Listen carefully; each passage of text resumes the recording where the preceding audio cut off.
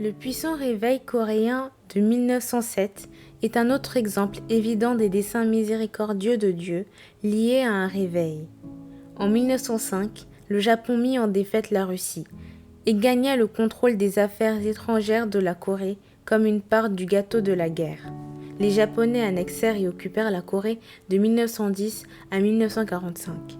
Durant les 35 années suivantes, le Japon manipula et oppressa les Coréens à son propre avantage. Beaucoup de ceux qui souffrirent entre les mains des Japonais durant ces années étaient les saints de Dieu, nouvellement convertis et réanimés. Dieu, dans sa préscience et sa miséricorde, raviva l'Église coréenne en 1907 et ainsi prépara des milliers à être propulsés dans l'éternité à peine quelques années plus tard. Considérons maintenant ce réveil qui prépara toute une nation aux années de souffrance et de tribulation. En 1906, le docteur Howard Agnew Johnston apporta aux missionnaires de Corée les nouvelles du réveil survenu au pays de Galles et en Inde. Très vite, beaucoup prièrent continuellement en faveur d'une œuvre fraîche de l'esprit. De cette époque, William Blair et Bruce Hunt déclarèrent « Nous étions parvenus à un stade où nous n'osions pas avancer sans la présence de Dieu. Avec beaucoup de ferveur, nous déversions nos cœurs devant lui, sondant nos cœurs et cherchant à satisfaire ses conditions. Dieu nous entendit et nous donna cette semaine-là les arts de ce qui allait venir. » Avant la fin des réunions, l'Esprit nous montra clairement que le moyen pour obtenir la victoire serait à travers la confession, les cœurs brisés et les larmes amères.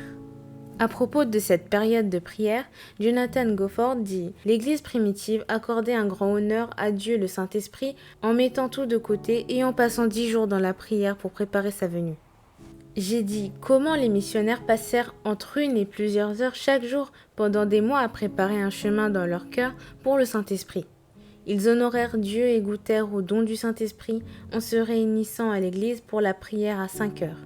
Non pas à 5 heures tous les soirs, mais tous les matins durant l'automne et l'hiver de 1906-1907.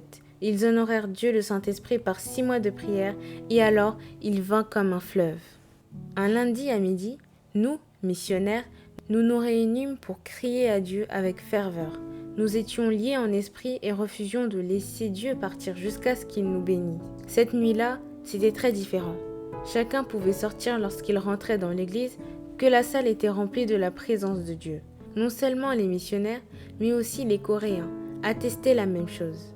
J'étais une fois présent au Wisconsin lorsque l'Esprit de Dieu descendit sur une compagnie de bûcherons et tous les incroyants dans la salle se levèrent pour demander la prière. Cette nuit-là à Pyongyang, le même sentiment vint sur moi lorsque je pénétrais dans la salle, une sensation de proximité avec Dieu impossible à décrire. Après un court sermon, M. Lee prit la charge de la réunion et appela à la prière. Tant de personnes commencèrent à prier que M. Lee s'exclama « Si vous voulez prier comme cela, priez tous. » Et toute l'audience commença à prier à voix forte, tous ensemble. L'effet était indescriptible. Ce n'était pas de la confusion, mais une vaste harmonie de sons et d'esprit, un mélange mutuel d'âmes poussé par une irrésistible impulsion à la prière. Le bruit de la prière me paraissait être celui d'une chute de grandes et nombreuses eaux. Un océan de prière écumant contre le trône de Dieu. Ce n'était pas une multitude, mais une seule âme, née d'un seul esprit, élevée vers un seul Père en haut. Exactement comme le jour de la Pentecôte. Ils étaient tous ensemble dans un même lieu, priant d'un même accord, et soudain, il vient du ciel un bruit semblable à celui d'un vent puissant qui rentrait avec précipitation, et il remplit toute la maison où ils étaient assis. Dieu n'est pas toujours dans le souffle du vent. Il ne parle pas toujours non plus d'une petite voix douce. Il vint à nous à Pyongyang cette nuit-là avec le son des larmes. Alors que la prière continuait, un esprit de gravité et de douleur vis-à-vis du péché descendit sur l'audience. Dans un coin de la salle, quelqu'un commença à pleurer, et à partir de cet endroit, en un instant, toute l'audience dans la salle pleura. Le récit de M. Lee, écrit à l'époque du réveil, retrace l'histoire de cette nuit mieux qu'aucun autre mot, bien qu'il fût soigneusement écrit 3 années plus tard. L'une après l'autre, les personnes se levèrent, confessèrent leurs péchés, s'arrêtèrent et pleurèrent, et ensuite se jetèrent à terre et frappèrent le sol de leurs poings dans une parfaite agonie, produite par la conviction de péché. Mon propre cuisinier essaya de faire une confession, s'interrompit en plein milieu d'elle et me lança un cri à travers la pièce. « Pasteur, y a-t-il un quelconque espoir pour moi? Puis-je être pardonné ?» Et alors il se jeta de lui-même à terre et pleura jusqu'à ce que presque hurler d'agonie. Quelquefois après une confession, toute l'audience éclatait en prières audibles. Et l'effet que produisait cette audience, constituée de centaines d'hommes, priant ensemble dans une prière audible, était quelque chose d'indescriptible. De nouveau, après une autre confession, ils éclatèrent en pleurs incontrôlables, et nous pleurâmes tous, nous ne pouvions pas nous en empêcher. Et la réunion continua aussi jusqu'à 2 heures du matin, parsemée de confessions, de pleurs et de prières. Seuls quelques missionnaires étaient présents cette nuit de lundi. Le mardi matin, M. Lee et moi-même allâmes de maison en maison annoncer la bonne nouvelle à tous ceux qui étaient absents, et à nos amis méthodistes de la ville. Ce jour-là, à midi, toute la communauté des étrangers se rassembla pour rendre grâce à Dieu. J'aimerais décrire la réunion de la nuit du mardi dans ma propre langue parce qu'une partie de ce qui s'était passé me concernait personnellement. Nous étions conscients que de mauvais sentiments existaient entre plusieurs de nos églises, en particulier entre M. Kang et M. Kim. M. Kang confessa sa haine envers M. Kim à la nuit de lundi, mais M. Kim resta silencieux. À notre réunion de prière de midi, plusieurs d'entre nous nous mîmes d'accord pour prier pour M. Kim.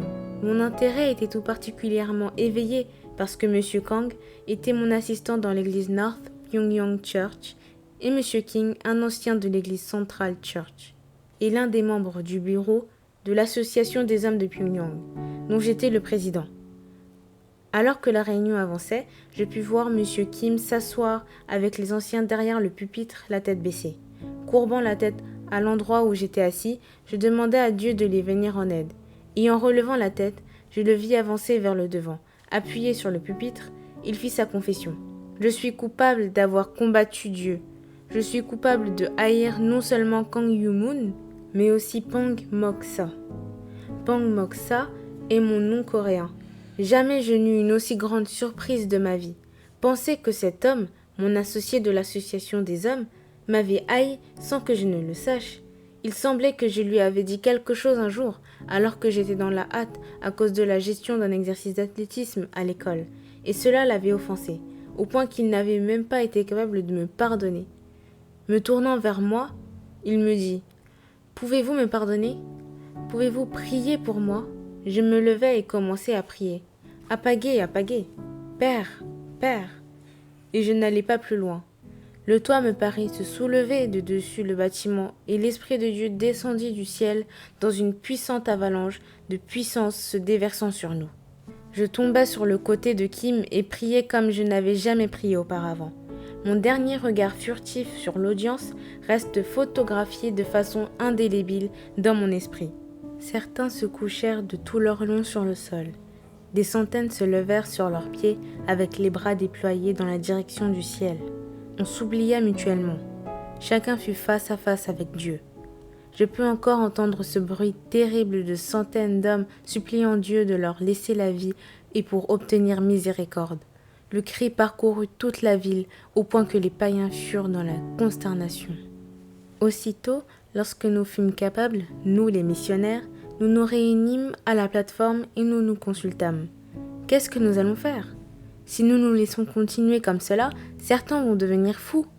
Pourtant, nous n'osions pas interférer.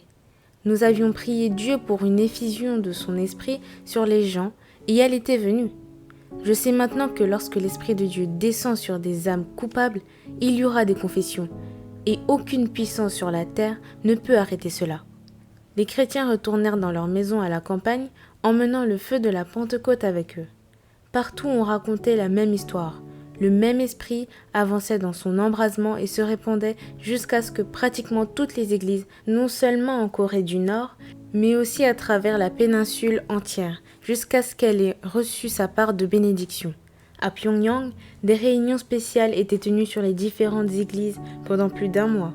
Même les écoles durent mettre de côté des leçons pendant plusieurs jours, lorsque les enfants pleuraient ensemble sur les mauvaises actions.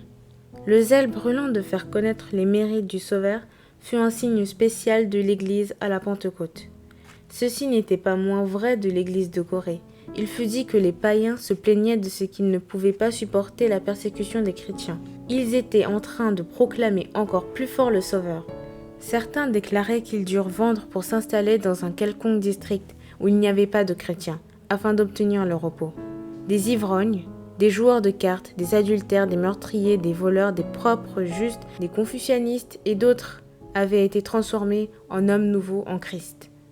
En 5 années de croissance rapide, 1906-1910, le gain net pour toutes les églises de Corée était de 79 221 âmes, ce qui était plus que le nombre total de membres au Japon, après un demi-siècle d'efforts de protestantisme ou 2 fois le nombre de protestants en Chine après les 80 premières années de travail missionnaire.